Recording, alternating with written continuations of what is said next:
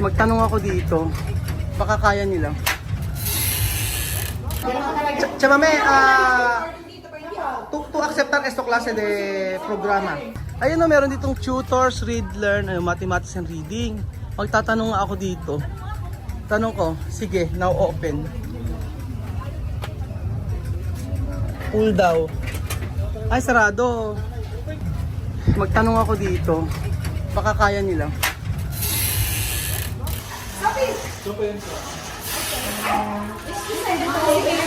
Oo. Ay, ito pa yung bata, oh. Yung mga magagandang bata na yan. Ayan. Spanish po kasi yung salita nila. Ngayon, gusto ko lang po sana matuto sila ng Tagalog or English para makapag-communicate sila sa mga bata pag pinasok sa school. Ano po, sila po dati, mga kaibigan ko po sila. Isang pamilya po sila, dinala ko po dito para makapag-aral ng maayos. Kasi doon po sa bansa nila, sa Equatorial Guinea, hindi maganda yung quality ng education. Yun po. Hindi po kasi maganda yung quality ng education sa bansa na pinanggalingan nila. So, naging kaibigan ko yung pamilya na to. So, through para matuto sila talaga. So, matagal na po sila dito? Ala pa pong 2 weeks. Wala pang 2 weeks? Oo, kaya nga bagong-bago lang talaga sila. So, ang goal ko po ay matuto sila ng English or Tagalog, kahit ano po sa dalawa. Or Tagalog, pwede na rin. Kaso, hindi ko po alam kung saan ko i-enroll. Okay, Teacher K, hindi na ano nila is African. African siya. Pero ang salita nila is Spanish. Ito pa. Ang language nila, Spanish. Pero gusto ko matuto kahit ano, English or Tagalog. Walang problema. Hindi po. Gusto ko muna patutoran muna sila para for language lang. Para pag if ever na iano ko sa school, makakapag-communicate na sila agad. Kasi iba-iba yung edad nila. Like this, ito, ano siya? 6 years old, no? 6 anyos? 5 anyos. 5 years old, tapos siya 2, 12, 12. Opo. Tapos meron pang 3. Isang 14, isang 13, at saka isang 8. Bali 5 sila. One class. And then, 1.5 hour per session. 3 times a week, tapos 1.5 hour per session. Ayan po. Pero nagkaroon na po kayo ng case na ibang lahi ganito? Japanese. Natuto? Opo, Ayos. na po sila ulit. Pero nag-aaral po sila dito. Nag-aaral sila dito? St. Isidore po. Pwede pala sa St. Isidore. Ayos. Kasi ang kailangan lang na student permit eh. Okay. Sa St. Isidore po sila nag-aaral. Pero anong lahi po sila? Japanese? As in, hindi sila Filipino citizen. Okay pala, okay na. Yung mami po nila Pilipino. Oo. Pero talagang lumaki po sila sa Japan. Pero anong permit ang ginagamit? Student permit. Sige, pupuntahan ko na lang St. Isidore. Opo, pwede po Oo. kami inquire doon. Ano po yun? Per session po ang bayad or paano po ba? Ano po, upon enrollment po, magpupulit na po. Per ano po, isang tao magkano po? For isang tao po. Opo. For language class po kasi, ano ko po sa inyo, sir, yung ano Kasi may changes may changes po kasi kami ngayon sa Anyway, So ayan po mga amigo, nandito po tayo sa may, ano po tawag dito?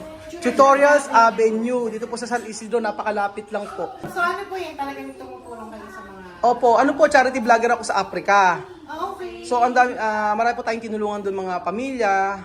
So nagpapakain po ako ng mga Filipino food, nagluluto ako. Ano ba ninyo, parang kinala ko, paano po follow? Ako po si Kuya Raul. Ang Pinoy na Equatorial. In Equatorial Guinea. Ayan. So ano po yun, etong pamilya kasi nito, ito yung malapit sa akin talaga. So sila yung deserve na makapunta ng Pilipinas makapag-aral para magkaroon ng good future. Kasi hindi talaga maganda yung education nila doon. Ang education nila doon, kunyari halimbawa, ngayong araw may pasok, umulan ng malakas, wala ng pasok. Tapos halimbawa, merong, ang dami nilang mga araw na hindi pinapasok kasi walang pasok talaga. So pag sinabing walang pasok, wala talaga. Iba, opo, iba yung lugar nila at saka syempre, iba yung pag-aaral din sa Pilipinas. Napakalaki ng diferensya. Kaya sabi ko, itong mga bata na to, hindi nila makapag-aral ng maayos. So sa lahat ng mga natulungan ko doon, sila talaga yung naging tunay na kaibigan ko. Kaya parang pamilya ko, second family ko. So, nandito yung nanay niya eh. Tawagin natin. Ay, kasi universal language na. Oo. Iba, pero yung... Iba kasi pag Tagalog matutunan din eh. Opo, iba. Kaya nga kami po, ito yung batang si JJ natin. British ba? Yung tatay? British. Tapos tinuturuan niyo mag-Tagalog. Tinuturuan din po namin dahil Eh, yung ano, tanong ko po, yung ano po, yung Japanese na nag-ano dito, gaano katagal natuto?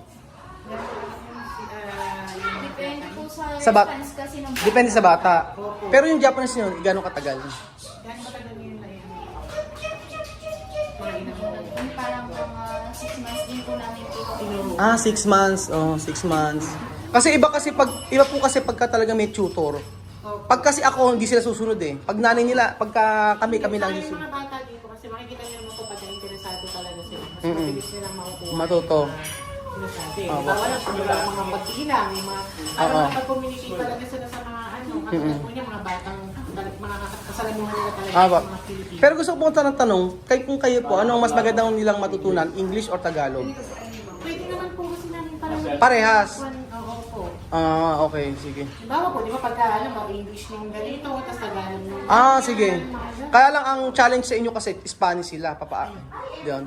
Hindi kaya niyo yan. sabi ng salita na Tingin ko kaya niyo. Japanese nga na kaya niyo eh. 'Di ba? Ikaw ba nagturo ng Japanese? Ayos ah. Ano pangalan? Ate Faith. Yan.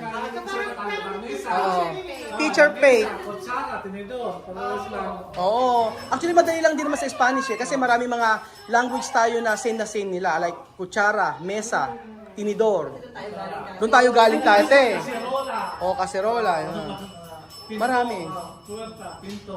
Iba-iba. Tagalog ng yan natin kumbaga. Apo, English sa Tagalog tutulong nyo. Sige po. Ang tanong ko po ay, sabi niyo po, per session, buong ano po yun? Paano po yung payment? Ano po siya? For that po, okay. For language class po kasi, actually sa lahat naman po ng ano namin, in-offer, it's 18 hours po. 18 hours siya for parang pumapatak siya ng 1 month. Oo. 1 month. So, 3 times a week per session. So, bali in 4 weeks din po siya. For ano po, sa language class po natin, nag-offer po kami ng 3,000 for 18 hours naman siya. 3,000. Opo. 3,000 per month yun. Per month na po siya pumapatak. Parang 4 Oo. weeks. 4 18 weeks. hours po. 18 hours. Okay. Okay na yun. For 5, 15,000 per month sa... Oo. Unlike pumunta po kayo sa mga language school, talaga po pag language school na siya. Sige. So, kailan po pwede mag-start? Hahanapan po natin sila ng schedule. Alam po ba yung availability po nito? Kung 3 times a week, siguro mas maganda. Halimbawa, Lunes, Martes, Miyerkules. Para nakasabay sila, no? Lunes, Martes, Miyerkules. Ano po natin? Ano yung availability ng school or sa mga handles po nila? Oo. Yung availability para mag- Oo. Ito si Mami. Ito po yung mami nila. Sis siya, mami. Ayan. Thank you, ma'am, sa mga Oo. Bali, ano po sila? 12 talaga sila. Oo, 12 sila magkakapatid. Malalaki na kasi lahat. May mga asawa, may mga... Pero if ever mag-aaral po sa regular school, Ano ba? mag-aaral po sa regular school. Ano ba? Mag-i-school sila sa regular school. Magpapasok sila. Opo, papasok sila sa regular school. Kailangan. Bali kasi dito na sila mag-aaral eh. Kung sa St. Isidore sila, siguro mas maganda po yung siguro matuto muna talaga sila sa language bago sila isabak sa school.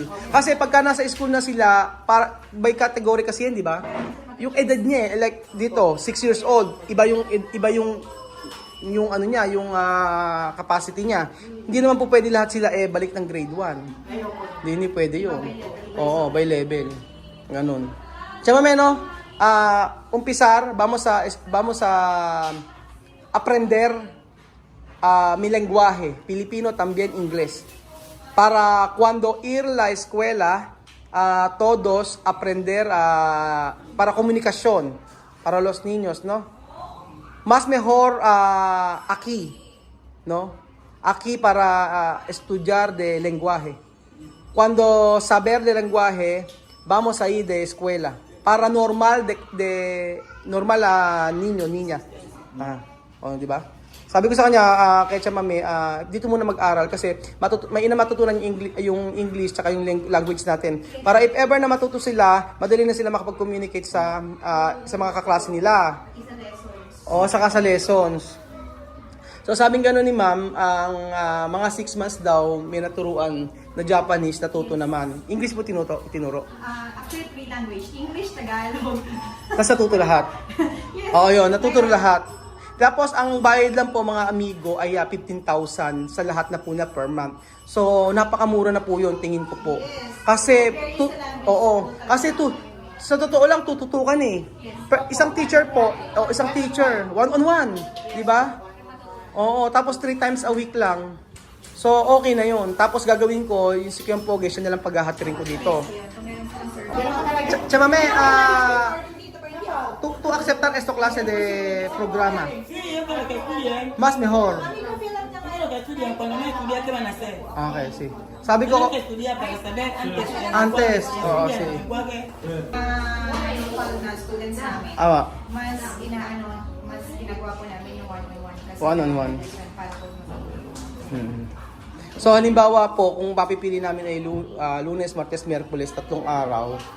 Tapos umaga ganon. or kunyari naman pa MWM. Opo.